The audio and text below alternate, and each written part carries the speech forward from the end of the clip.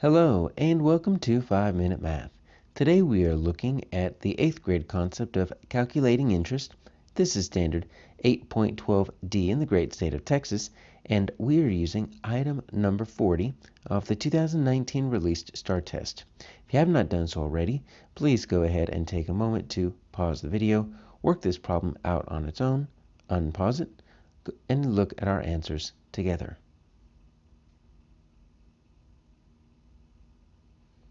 So we have Gabriel. We've got $2,500 into each of the two savings accounts. So we need to make sure that $2,500 goes into one and another $2,500 goes into that second one. Both 4% interest, but you can see here we've got compound and simple, so we're going to need both of those. No additional deposits or withdrawals. And the sum of the balances of account 1 and account 2 at the end of 3 years. There's actually going to be quite a bit of moving parts here. So first let's calculate account 1 is going to be the simple interest, right? So simple interest is going to be PRT. That's our formula, PRT. That's principal times rate times time. So the principal is the amount of money that is collecting interest. That's the $2,500. The rate is going to be the interest rate, right? So it doesn't say the word rate, but it's at 4%. But we want to turn that into a decimal because that percent is not going to be easy to calculate with. So if there is no decimal, it's after the ones place. 1, 2 places over. So 0.04.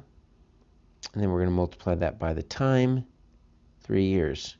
The principal stays the same because there are no additional deposits or withdrawals. So that's going to be important, the fact that the principal does not change. So that's pretty straightforward. So if we have a calculator, we can go ahead and just grab that. And we're going to see, well, that, 2,500 times 3 is going to be 7,500. If you want to do that mentally, might as well get the calculator out for that, multiplying it by that interest rate of 0.4. So 7,500 times 0.04. All right, that's going to get us $300. Now here's what we need to keep in mind. This is the interest on account 1. That's not the balance. We'll come back to that in a moment. So let's figure out our compound interest. It's a different, more complicated formula.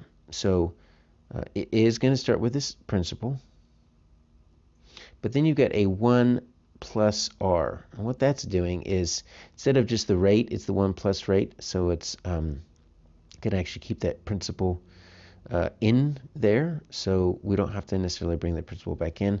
It's going to be raised to the power of t, so that t is not multiplied by the p and the r. It's actually an exponent. So we still have the same principal, 2,500. It's going to be 1 plus our interest rate, still 4%, so 0.04. Raised to the power of time, so it's actually going to be cubed because it's 3 years. So see how that's different. So we need to simplify this to 2,500, 1.04 cubed. All right, so that's going to be the biggest one. 1.04 cubed raised to the power of 3. Definitely, let's bring a calculator out for that one. So that is going to be 2,500 times, I've got this being about 1.124864. A lot of decimals. We're not going to use all that because dollars and cents only goes to the hundreds place. So let's multiply that by 2,500. And so that is going to equal 2812.16. Now we can't just add this plus this because that's just the interest. We need to bring back in the principal for that first account.